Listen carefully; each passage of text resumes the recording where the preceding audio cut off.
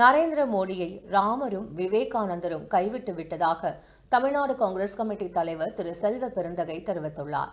சென்னை சத்தியமூர்த்தி பவனில் செய்தியாளர்களிடம் பேசிய திரு செல்வ பெருந்தகை, எந்த மக்களவை வைத்து அரசியல் செய்ய பாஜக நினைத்ததோ அந்த மக்களே பாஜகவை புறக்கணித்து விட்டதாக கூறினார். அயோத்தி ராமர் கோவிலை உள்ளடக்கிய தொகுதியிலேயே பாஜக தோல்வியடைந்து விட்டதாக தெரிவித்தார். இந்த நாடு என்பது மகாத்மா காந்தி அவர்களால், ஜவஹர்லால் நேரு அவர்களால், பல தலைவர்களால் உருவாக்கப்பட்ட தேசம். எல்லோருக்குமான தேசமாக, எல்லோருக்குமான நாடாக, எல்லோருக்குமான மண்ணாக இருந்த இந்தியாவை கூறுபட நினைத்த, சீர்குலைக்க நினைத்த பாசிச சக்தி பாஜகவிற்கும் மோடிக்கும் ஒரு படிப்பினையை இந்திய தேசத்து மக்கள் கொடுத்திருக்கிறார்கள். தனி பெரும்பான்மை கிடைக்காமல் கூட்டணி கட்சிகளோடு சேர்ந்து ஆட்சி அமைக்க துடித்துக் கொண்டிருக்கிறார் மோடி. இது ஒருபோதும் நடக்காது.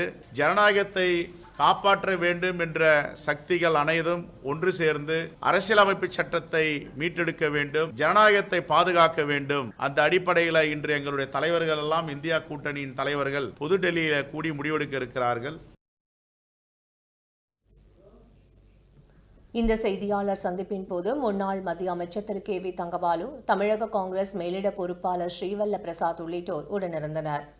இதனிடையே மக்களவைத் தேர்தல் மற்றும் விளவங்கோடு சட்டமன்ற இடைத்தேர்தலில் வெற்றி பெற்ற காங்கிரஸ் வேட்பாளர்கள் ஜோதிமணி, சசிகாந்த் செந்தில், கோபிநாத், சுதா ராமகிருஷ்ணன், விஷ்ணு பிரசாத், விஜய் வசந்த், ராபர்ட் புரூஸ், தாரகை கத்பத் ஆகியோர் தமிழ்நாடு காங்கிரஸ் கமிட்டி தலைவர் திரு செல்வ பெருந்தகையை சந்தித்து வாழ்த்து பெற்றனர்.